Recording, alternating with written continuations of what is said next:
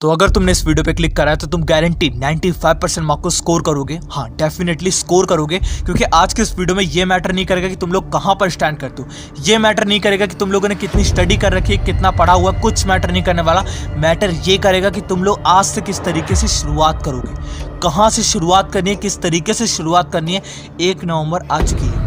1 नवंबर आ चुकी है। इसके बाद इस वीडियो को तुम लोग कभी भी देख रहे हो ना, कभी भी देख रहे हो, 10 नवंबर, 20 नवंबर, 30 नवंबर, कुछ मैटर नहीं करने वाला। जैसे ये तुमसे खेलता है, तुम क्यों नहीं खेलते इसके साथ? तुम सरेंडर कर जाते हो, वो ताकतवर हो जाता है। कंडीशन रख दो। जैसे ये कहता है ना कि घूम कर आओगे बाहर, फिर पढ़ेंगे, फिर मन फ्रेश हो जाएगा। चाय पी लोगे फिर पढ़ेंगे, सिगरेट पी लोगे फिर पढ़ेंगे। ये भी तो तुम्हारे साथ वही करता है ना। किसी भी व्यक्ति को अपनी अलग जगह रखने के लिए अपने विषय को रटना नहीं चाहिए, क्योंकि हर विषय आपको कुछ दिखाना चाहता है, आपको कुछ बताना चाहता है। तो सबसे पहले तुम रियलिटी को फेस करो। हाँ, ये जरूरी है, क्योंकि रियलिटी को जब तक तुम फेस नहीं करोगे तब तक तुम नहीं समझ सकते कि तुम्हें एक्चुअल में करना क्या है। अभी तुम्हारे पास टाइम कितना है? नवंबर, दिसंबर, जनवरी। दिसंबर और जनवरी ये 2 ऐसे महीने हैं जहां पर तुम्हारे 2 प्री बोर्ड कंडक्ट होंगे, गारंटीड कंडक्ट होंगे। और उस टाइम पे तुम्हें ये चीज का रियलाइजेशन होगी कि जब तुम्हारे प्री बोर्ड कंडक्ट होता है उस समय सिलेबस को स्टार्टिंग से शुरुआत करना बिल्कुल पॉसिबल नहीं है।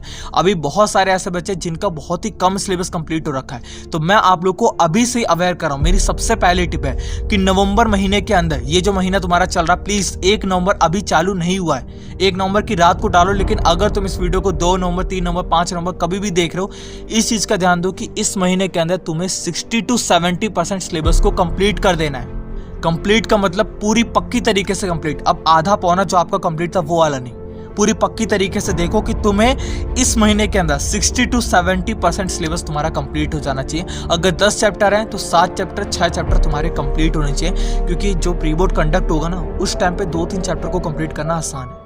तो मेरे भाई इस चीज को, रियलिटी को समझो ना, तो 3 महीने भी नहीं है। इसमें हम आपके सोने का टाइम, अगर आप सोते हो ठीक है 8-8 घंटे की डेली की नींद हटाओ, उसके बाद आपके यहाँ पे एग्जाम आएंगे, आपका हॉलीडे हो गया, कुछ घर के काम हो गए, उन सबके अगर हम आवर्स को हटा देना तो मुश्किल से आपके पास 20 दिन बाकी, 25 दिन बाकी है 3 महीने में भी। तो इस चीज को समझो कि तुम्हें एक्चुअल में पढ़ाई कितनी हद तक करनी है। तो प्लीज टाइम वेस्ट ना करके इस महीने के अंदर कम से कम 60 to 70% सिलेबस को निपटा दो। अब मेरी सेकंड टिप आप सभी के लिए, बिलीव योर टीचर। हाँ बेटा देख, इस चीज का ध्यान देना तेरे को कि बिलीव योर टीचर, अपने टीचर पे विश्वास रखो। जहां से भी पढ़ रहे हो, कोचिंग से पढ़ रहे हो, बैच से पढ़ रहे हो, ऑनलाइन बैच है, ऑफलाइन बैच है, कहीं से भी तुम स्टडी कर रहे हो, इस चीज का ध्यान देना है कि तुम्हें उन टीचर पे बिलीव रखना है। और दूसरी बात, मेरे पास काफी बच्चे के मैसेज आते हैं, भैया टीचर का समझ नहीं आ रहा यार, स्कूल वाले ना समझ आ रहे, ना ट्यूशन वाले का समझ में आ रहा, कुछ नहीं समझ में आ रहा। एक चीज का ध्यान दो, देखो जब नहीं समझ में आ रहा तो टाइम वेस्ट करने का कोई फायदा नहीं है। तुम्हारा टाइम निकल जाएगा ना यार। देखो वो ट्यूशन पढ़ाते रहेंगे, तुम्हारा टाइम निकल गया, तुम भी कहोगे कि यार मेरा टाइम वेस्ट हो गया। तुम फेल हो सकते हो, तुम कुछ भी हो सकते हो। तो इस चीज का ध्यान दो कि अगर तुम्हें कोई टीचर का नहीं समझ में आ रहा तो प्लीज जल्दी से जल्दी छोड़ डालो। ये मत सोचो कि तुम्हारा पैसा अटका हुआ है, ये अटका हुआ है, इसकी वजह से तुम टिके हुए हो। भाई देख, किसी के दबाव में आकर के या फिर पैसे के चक्कर में कि 1-2 हज़ार मेरा अटका है, मैं वहां पे पढ़ूंगा, मत करो। क्योंकि तुम्हारा एक बार टाइम चला गया ना, वो लौट करके नहीं आएगा। पैसा चला गया, कमा लोगे अपनी लाइफ के अंदर, लेकिन समय चला गया, वो लौट करके नहीं आएगा। भाई इस चीज का ध्यान दो, ठीक है। अब मेरी थर्ड टिप है आप सभी के लिए कि आपको नवंबर के अंदर एक्चुअल में करना क्या है। हाँ, नवंबर के अंदर करोगे क्या जिससे तुम्हारा 60 to 70% सिलेबस कंप्लीट हो। तो सबसे पहला काम है एनसीईआरटी। ये तुम सबको पता है, मैं नहीं बताऊंगा, क्योंकि एनसीईआरटी करनी काफी ज्यादा इंपॉर्टेंट है। उसमें से आपके क्वेश्चन उठ करके आते हैं 80%। हाँ, 80% क्वेश्चन आराम से सॉल्व हो जाएंगे अगर तुम एनसीईआरटी के सारे क्वेश्चन को सॉल्व कर लो। चाहे वो इन टेक्स्ट है, चाहे वो ब्रैकेट वाले, चाहे आपके लास्ट वाले क्वेश्चन है, सारे क्वेश्चन तुम सॉल्व कर लो, 80% एग्जाम के क्वेश्चन निपट गए। बट एक चीज का और ध्यान देना है, इसके बाद अगर तुम प्रीवियस ईयर क्वेश्चन को सॉल्व नहीं करना चाहते या फिर प्रीवियस ईयर क्वेश्चन में से क्वेश्चन छांटने में दिक्कत होती है कि कौन सा ऐसे क्वेश्चन है जो कि रिपीटेड है, तो तुम सैम्पल पेपर का यूज कर सकते हो। मैं नाम नहीं लेने वाला, मुझे पता तुम सोचोगे कि यहाँ पे प्रमोशन चालू, नहीं, मैं बता रहा हूँ क्योंकि मैंने अभी खुद भी कोई चेक नहीं करा है, अगर मैंने कंपनी का कोई चेक नहीं करा है। बट मैं कहूंगा कि जितने भी सैम्पल पेपर है उसके अंदर आपको प्रीवियस क्वेश्चन, जो रिपीटेड क्वेश्चन है ना, वो आपको ऑटोमेटिक मिल जाते हैं, आपको छांटने की जरूरत नहीं पड़ती। बस कोई एक अच्छा सैम्पल पेपर आपके पास होना चाहिए। कोई पेड वाला ऐसा काम नहीं कि यार कोई बोल दिया तो वहां से ले लिया। भाई देखो, हर बंदा ना हर कुछ बोलता रहता है, बट तुम्हें एक चीज का ध्यान देना है कि चेक करके बेस्ट से बेस्ट, नहीं तो वो लोग, मैं आपको बता दूंगा अगली कभी वीडियो में, 2-3-4 वीडियो बाद। बट अगर तुम बोलोगे तो, नहीं तो तुम कोई भी एक सैम्पल पेपर को खरीदो, क्योंकि प्रीवियस ईयर क्वेश्चन को खुद छांट करके निकालना वो पॉसिबल नहीं है। तो तुम्हें यहाँ पे प्रीवियस ईयर क्वेश्चन खुद से नहीं छांटने हैं, वहाँ से निकाल करके आराम से तुम सॉल्व करो।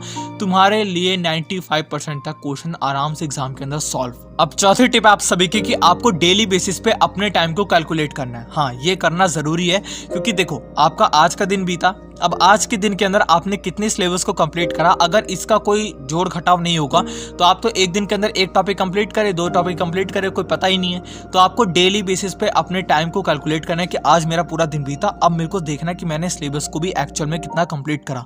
अगले दिन आपका टाइम बीता, आप सोचना कि यार मेरे 2 दिन बीता, मैंने 2 दिन के अंदर कितने सिलेबस को कंप्लीट करा। इस तरीके से तुम अगर डेली बेसिस पे टेंशन लोगे ना कि यार मैंने आज ज़्यादा नहीं करा, मेरी कैपेसिटी थी मैं इतना कर सकता हूँ बट मैंने इतना किया, तो उस टाइम पे तुम खाली नहीं बैठोगे। अगले दिन थोड़ा सा ज़्यादा मेहनत करोगे कि यार मैं अपने कल का जो मैंने छोड़ा था उतना तो कंप्लीट करूँ। तो ये तुम्हें अच्छे से ध्यान देना है कि अपने टाइम को कैलकुलेट करते हुए तुम्हें चलना है और डेली बेसिस पे करना है कि यार हाँ मेरा आज इतना कंप्लीट हो, मैं सेटिस्फाई हूँ कि हाँ मेरी इतनी कैपेसिटी थी, मैंने इतना ही कंप्लीट करा। अब 5वीं टिप, देखो जब भी तुम स्टडी करते हो, ये प्रॉब्लम ना देखो सबसे ज़्यादा बच्चों के साथ होती है, इसलिए मैं इसको यहाँ पे कंसीडर कर रहा हूँ। जब भी तुम पढ़ते हो, 1 महीना बीता, 1.5 महीना बीता, वही चैप्टर जब तुम वापस से पढ़ते हो उस टाइम पे तुम्हें लगता है कि यार एकदम से नया चैप्टर है, मेरे को तो उतना ही टाइम लग रहा है जितना मेरे को स्टार्टिंग में लगा था। प्रॉब्लम बच्चों के साथ होती है, बच्चे पढ़ लेते हैं फिर भूल जाते हैं, फिर से उतना टाइम लगता है उसको रिवाइज करने में, फिर भूल जाते हैं, एग्जाम आने तक तो यार बहुत सारे सिलेबस याद नहीं रहता, उतना ही टाइम मांगता है। तो ऐसा क्यों होता है, वो दिमाग के अंदर सेट क्यों नहीं रहता, ऐसा क्या होता है? देखो ऐसा बात नहीं है कि तुम्हारे दिमाग के अंदर वो भूल जाता है क्योंकि तुम याद नहीं रखना चाहते। एक्चुअल में तुम्हें एक तरीका मैं बताने वाला हूँ, जिस तरीके को अगर तुम करोगे तो तुम्हें वो भूलेगा नहीं। वो तरीका है स्टडी लाइक अ टीचर।